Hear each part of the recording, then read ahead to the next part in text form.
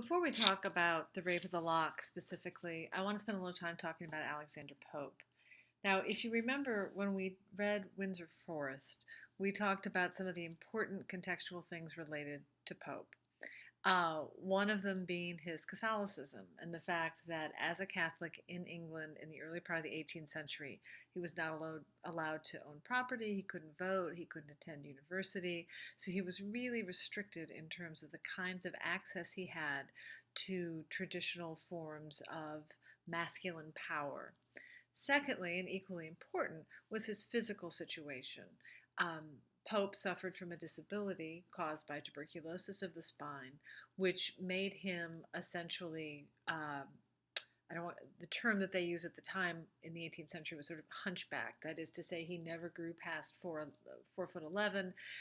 He had a sort of scoliosis of the spine, had very limited physical mobility, had to have someone who helped him get dressed in the morning, had to help him in terms of his mobility. So he lived a life that was very much constrained in, again, in terms of what might be considered, quote unquote, a normal lifestyle. The image in front of you is an image of Pope as a young man. And despite, or perhaps because of these limitations, especially as a young man, he sort of fashioned himself a rather rakish figure. And in fact, we have letters that he wrote to William Wycherley, who wrote, of course, The Country Wife, and some other male friends, where he attempts to affect this sort of rakish persona.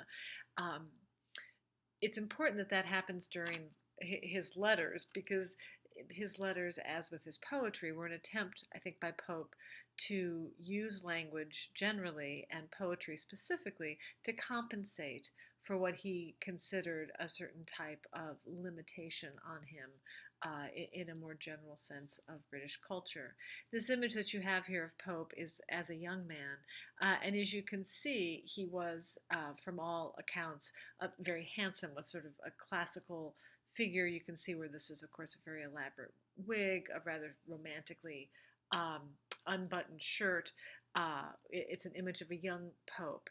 He continued to cultivate this image of himself as the writer, as the classically handsome individual. And there are no, save for one sketch that was unauthorized, there are no full-length pictures of Pope. He wanted everything to be focused on his profile, on his face and his frame. So you can see that there's a series of very classical images of Pope, and that's a bust of Pope. Um, in the popular media, the images of Pope were distinctly different. Uh, for example, this is an image of Pope, his face with what would look to be, of course, a papal crown on top of a rat's body.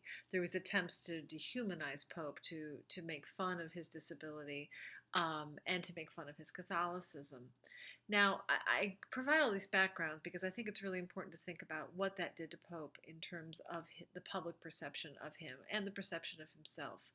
Um, Structurally, because he was prohibited from participating in, again, sort of what might be considered quote unquote normal male defining behaviors, there's a way in which he could be seen to be feminized in terms of the broader 18th century culture. Some scholars want to suggest that that makes him more sympathetic to the plight of women, to the limitations that they experience in terms of their mobility, their cultural expression, etc. Other scholars want to see him as being perhaps more resentful as a result in his representation of women. Um, Pope never married, and he did have some unrequited love for women, including Lady Mary Wortley Montagu, who was both a prominent female aristocrat of the period, but also an important poetic voice of the period. Allegedly, well, Pope and Lady Mary were great friends until he, at one point, allegedly declared his love for her. She was, of course, married, and she laughed in his face, which quickly ended their relationship. And as you'll see next week when we read Epistle to a Lady, caused him to sort of lash out at her poetically. So I provide that information because I think it's important to think about Pope's attitude toward his position within culture generally, his attitude toward women personally, and how that in turn could be seen to affect his attitude toward the representation of women that we see in his poems, both Rape of the Lock and Epistle to a Lady.